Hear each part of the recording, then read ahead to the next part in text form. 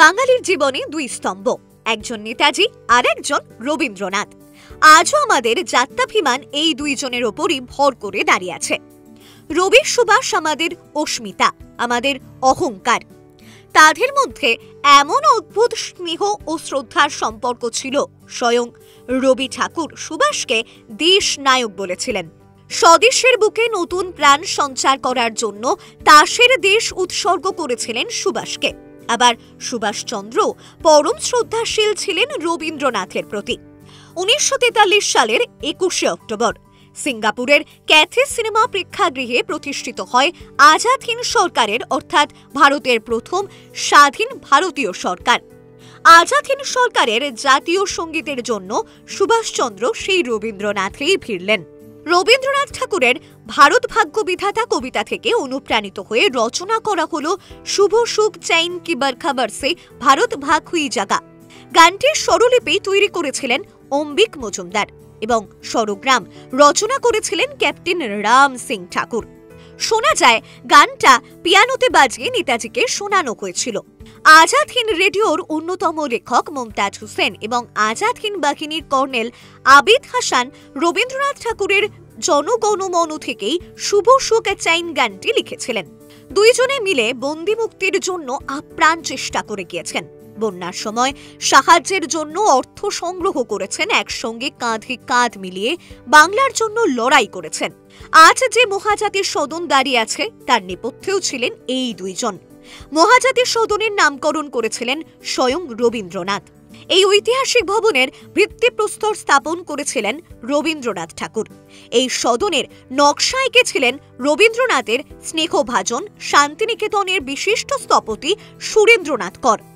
ভিত্তি স্থাপন হবার পর রবীন্দ্রনাথ বাংলার মাটি বাংলার জল গানটির শেষ দুটি স্তবক উচ্চারণ করে বলেছিলেন, বাঙালির বাহু ভারতের বাহুকে বল দিক, বাঙালির বাণী ভারতের বাণীকে সত্য করুক।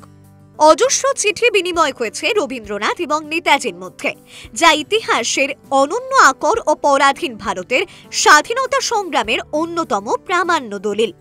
রবীন্দ্রনাথ গড়েছিলেন শান্তিনিকেতন। 20শে নভেম্বর 1938 সালে শান্তিনিকেতন ভ্রমণের ইচ্ছে প্রকাশ করে এবং কবির সাক্ষাৎ প্রার্থনা করে রবীন্দ্রনাথকে চিঠি দেন সুভাষচন্দ্র। সেই চিঠি পেয়ে আনন্দিত হন কবি। 8ই ডিসেম্বর 1938-এর শ্রীনিকেতন শিল্প বিপণী কেন্দ্রের উদ্বোধনে গিয়ে নেতাজি বলেন, প্রায় 24 বৎসর পূর্বে আমরা কয়েকজন ছাত্র কবিগুরুর নিকট যাই, তাহার নিকট হইতে কিছু উপদেশ লইতে। তিনি আমাদের পল্লী সংগঠনের কথা বলেন। তখন বুঝিতে পারি নাই, পরে যতই দিন যাইতে লাগিল ততই বুঝিতে পারিলাম তাহার মূল্য কতখানি। রবীন্দ্রনাথের সঙ্গে সুভাষচন্দ্রের প্রথম সাক্ষাৎ হয়েছিল 1914 সাল নাগাদ। সুভাষ তখন ছাত্র নেতা, প্রেসিডেন্সি কলেজে আইএ পড়েন। শান্তিনিকেতনের ভবিষ্যৎ চিন্তায় শঙ্কিত ছিলেন কবি। তবে নেতাজি আশাবাদী ছিলেন বীরভূম জেলার গণ্ডি ভেদ করে সমগ্র বিশ্বে শান্তিনিকেতন ছড়িয়ে পড়বে।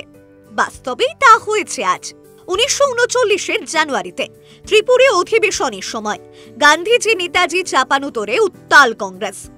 14ই জানুয়ারি 1939 সালে রবীন্দ্রনাথ চিঠি দিলেন। তিনি সুভাষকে দেশ নায়ক রূপে বরণ করে নিতে চান। চিঠিতে লিখলেন, ফেব্রুয়ারির শুরুতে তিনি কলকাতা যাবেন। সঙ্গীত ভবনের সাহায্যকল্পে নাটক মঞ্চস্থ হবে। ফেব্রুয়ারির 4 তারিখ ছিল সেই অভিনয়ের প্রথম দিন। ওই দিন নাট্যশালায় তিনি সুভাষকে প্রকাশ্যে অভিনন্দিত করার ইচ্ছা প্রকাশ করলেন। যদিও সেই সময় নানান ঘটনায় দেশ উত্তাল, সুভাষ বোস ঈর্ষার শিকার হচ্ছেন জাতীয় স্তরে। রবীন্দ্রনাথ সবই উপলব্ধি করে সুভাষকে লিখে জানিয়েও দিলেন। কিন্তু রবি ঠাকুরের ইচ্ছের কি হলো? 27শে জানুয়ারি 1939 সালে কবি নেতাজি সুভাষচন্দ্র বসুকে চিঠিতে জানালেন, কল্যাণীয় সুভাষ, সম্পূর্ণ অনিবার্য কারণে এবং শারীরিক দুর্বলতা বৃদ্ধি হওয়াতে আপাতত তোমার অভিনন্দন সভা বন্ধ রাখতে বাধ্য হতে হলো। সুরেন এবং সুকান্তর কাছ থেকে সমস্ত বিবরণ শুনতে পাবে। তোমার প্রতি আমার শ্রদ্ধা ও স্নেহ অক্ষুণ্ণ আছে, এ সম্বন্ধে সংশয় মাত্র করো না। নিচে লিখেছিলেন তোমাদের রবীন্দ্রনাথ ঠাকুর। সুভাষচন্দ্রের অভিনন্দন সভার অভিনন্দন পত্রটি রচনাও করে ফেলেছিলেন কবিগুরু। শান্তিনিকেতনের রবীন্দ্র সদনে দেশ নায়ক নামে এই অভিনন্দন পত্রটি নোট রয়েছে। এই পত্রটি অনেক না বলা ইতিহাসের সাক্ষী হয়ে রয়েছে। কবির সঙ্গে দেশনায়কের শেষ সাক্ষাৎটি হয়েছিল 1940 সালের 2রা জুলাই মঙ্গলবার। সুভাষচন্দ্র গিয়েছিলেন জোড়াসাঁকোয় কবির সঙ্গে দেখা করতে।